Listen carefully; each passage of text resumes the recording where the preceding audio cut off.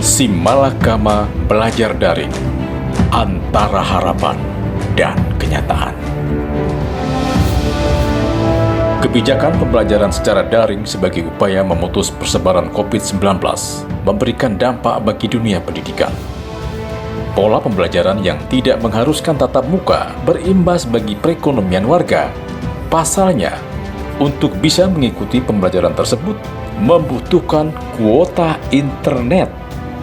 Artinya, ada uang belanja tambahan yang harus disediakan orang tua. Padahal, uang tambahan itu bisa jadi dilakukan dengan harus mengurangi bumbu dapur. Itu baru dari sisi pembelian kuota internet. Dari sisi pemahaman atau pendampingan saat belajar, apakah orang tua memahami apa yang diajarkan guru dan bisa memberikan pemahaman kepada anak ketika anak kurang paham terhadap pelajaran yang disampaikan? Kalau orang tua tidak paham, lantas apa yang diajarkan kembali kepada anak? Wallahu alam. Dari sisi anak yang belajar secara daring, juga memiliki kendala yang tidak bisa dianggap ringan. Dari sisi bahasa pengantar pembelajaran yang menggunakan bahasa Indonesia, tentu tidak ada masalah bagi yang sudah terbiasa menggunakan bahasa Indonesia dalam komunikasi sehari-hari.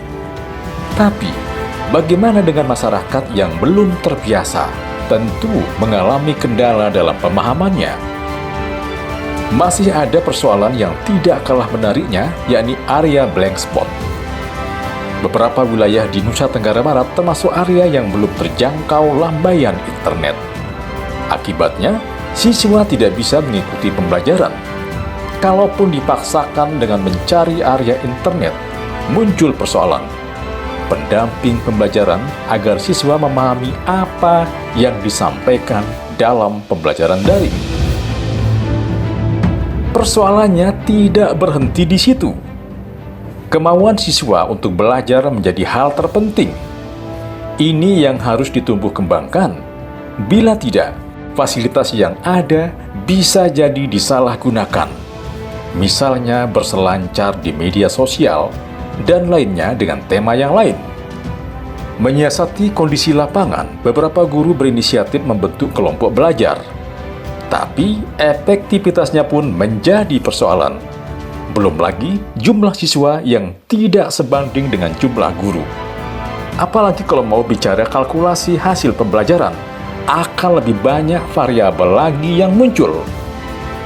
Sampai saat ini hasil pembelajaran daring masih sekedar belajar. Ini belum kita menengok kondisi real di lapangan. Sebagai contoh, masyarakat yang hidup di kampung, jaringan internet ada, tapi orang tua tidak paham pembelajaran daring. Apa yang terjadi? Anak usia SD hingga SMP tetap bermain tanpa tahu kapan waktu belajar dan tidak pernah ke sekolah. Alasannya macam-macam. Dari persoalan kuota, tidak paham pelajaran, hingga fasilitas pembelajaran. Adakah solusi lain yang bisa ditawarkan? Tergantung kebijakan pemangku kekuasaan. Memang, Kementerian Pendidikan dan Kebudayaan sudah memberikan kebijakan dana operasional sekolah atau BOS bisa digunakan untuk pembelian kuota. Tapi realisasi di lapangan bagaimana? Pastinya apa yang menjadi keresahan orang tua atas pembelajaran daring harus segera disikapi. Bila tidak, semua berjalan dalam alam mimpi. Begitu bangun dari tidur, hanya kesedihan yang didapat. Semoga secepatnya ada jalan keluar.